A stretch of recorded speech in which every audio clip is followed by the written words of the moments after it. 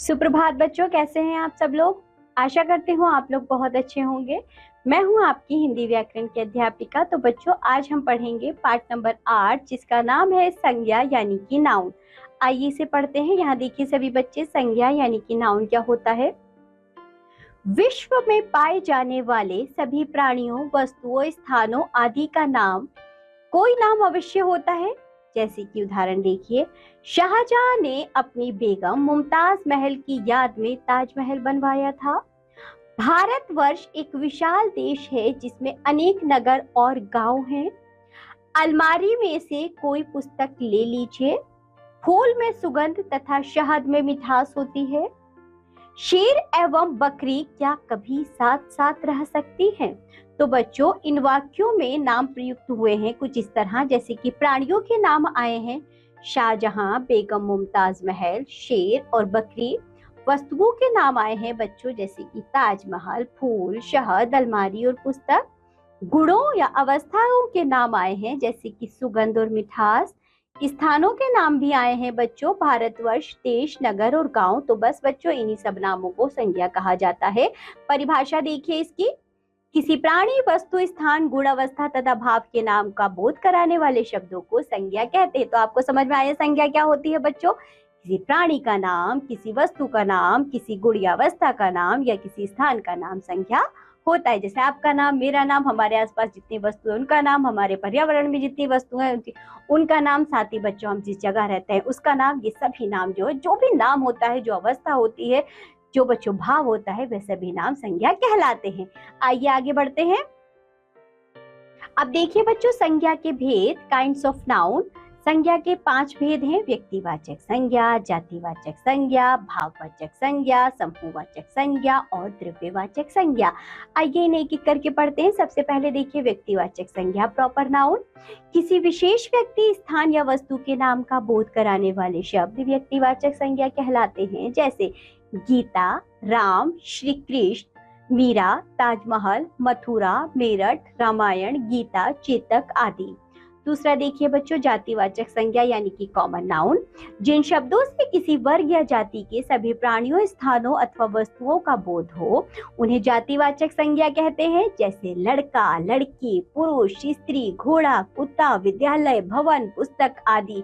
तो बच्चों, लड़का यानी कि पूरी लड़का जाति का बोध करा रहा है।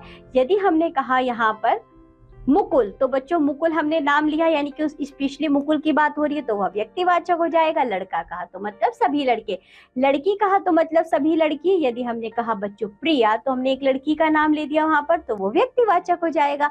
इसी तरह आप अंतर कर पाएंगे इनमें। चलिए आगे बढ़ते हैं। अब देखिए संज्ञा का तीसरा भेद, भाववाचक संज्ञा यानी कि एब्स्ट्रैक्ट नाउन। वे शब्द जो किसी व्यक्ति, वस्तु या स्थान के गुण, धर्म, दशा, अवस्था या भाव का बोध कराएं उन्हें भाववाचक संज्ञा कहते हैं। जैसे बचपन, बुढ़ापा, धैर्य, मिठास, सुंदरता, क्रोध। अब देखिए बच्चों, इसका चौथा भेद, समूहवाचक संज्ञा यानी कलेक्टिव नाउन। जिन संज्ञा शब्दों से किसी समूह या समुदाय का बोध होता है उन्हें समूहवाचक संज्ञा कहते हैं। जैसे जनता, कक्षा, भीड़, सेना, दल, जनता, परिवार आदि। अब देखिए बच्चों, पदार्थवाचक संज्ञा यानी कि मटेरियल नाउन। जो संज्ञा शब्द किसी धातु, द्रव्य अथवा पदार्थ का बोध कराए उन्हें पदार्थवाचक संज्ञा कहते हैं। जैसे लकड़ी, कांच, लोहा, सोना, चांदी, जल, धूप, कपड़ा। पदार्थवाचक संज्ञाओं का बहुवचन नहीं होता। इनसे पूर्व संख्यावाचक शब्दों का प्रयोग न करके परिमाण सूचक शब्दों जैसे कि किलो, लीटर, मीटर, थोड़ा, बहुत आदि का प्रयोग करते हैं। ये ऐसे पदार्थ होते हैं जिनसे अन्य वस्तुएं बनाई जाती हैं। आगे देखिए बच्चों, व्यक्तिवाचक संज्ञा या जातिवाचक संज्ञा के रूप में प्रयोग। व्यक्तिवाचक संज्ञा का प्रयोग सदैव एक वचन में होता है, परंतु जब कोई भी व्यक्तिवाचक संज्ञा किसी व्यक्ति विशेष का बोध न कराकर उस व्यक्ति जैसे गुणों अथवा दोषों से युक्त अनेक व्यक्तियों का बोध कराती है, तब वह व्यक्तिवाचक न रहकर जातिवाचक बन जाती है।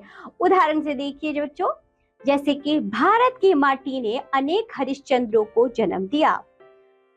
जयचंदों से बचकर रहना चाहिए। भारतवर्ष में समय समय पर सीताओं तथा सावित्रियों ने जन्म लिया, तो उपरोक्त वाक्यों में हरिश्चंद्रों, जयचंदों, सीताओं, सावित्रियों को उनके गुणों अवगुणों के रूप में प्रयुक्त किया गया है। अतः ये सभी यहाँ क्या है बच्चों, जातिवाचक संज्ञाएं।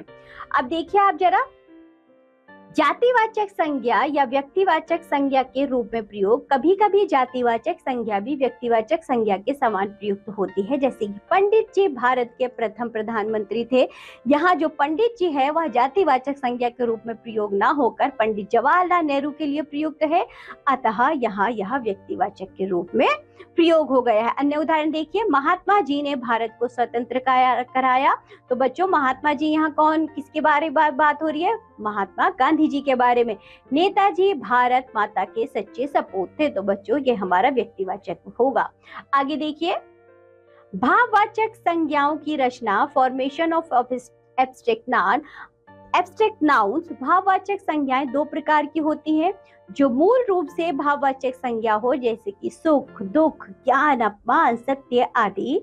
अन्य शब्दों से बनाई जाने वाली भाववाचक संज्ञाएं, जैसे कि पढ़ना से पढ़ाई, मित्र से मित्रता, गर्व से गर्मी, निकट से निकटता, अपना से अपनापन आदि।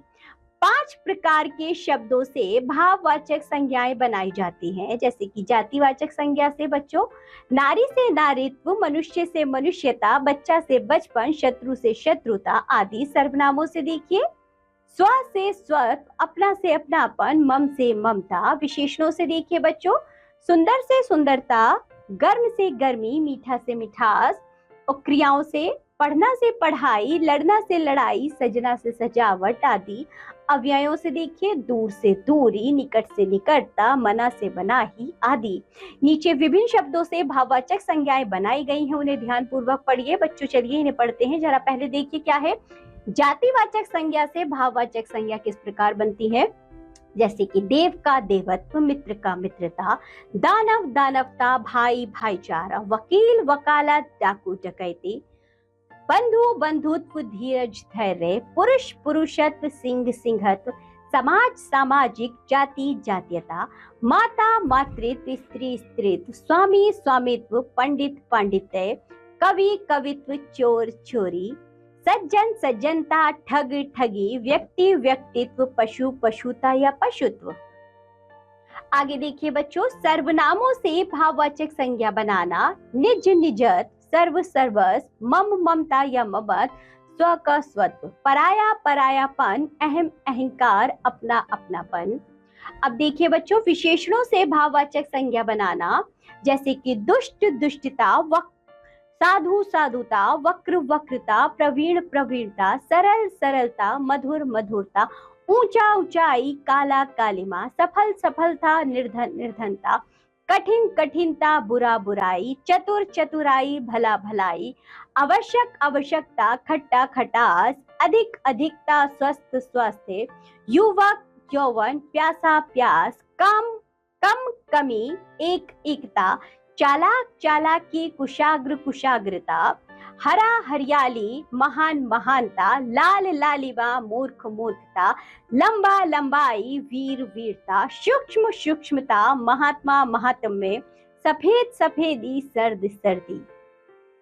आगे देखिए बच्चों, क्रियाओं से भाववाचक संज्ञा बनाना, पीना पान, पीटना पिटाई, फैलना फैलाव, बुनना बुनाई, गिरना गिरावट, बहना बहाव, सजाना सजावट, धमकाना धमकी, उड़ना उड़ान, भूलना भूल, पढ़ना पढ़ाई, रोकना रुकावट, बचना बचाव, कमाना कमाई, खोदना खुदाई, धोना धुलाई, रोना रुलाई, चूकना चूक, कूदना कूद, जलना जलन, थकना थकान, जागना जागरण, चुनना चुनाव, लिखना लिखाई, बढ़ना बढ़ाना बढ़ोतरी, मिलना मिलाप या मेल, मुस्कुराना मुस्कुराहट, सीना सिलाई, हंसना हंसी, मिलाना मिलावट, तैरना तैराकी, दहाड़ना दहाड़, चलना चाल, गाना गान।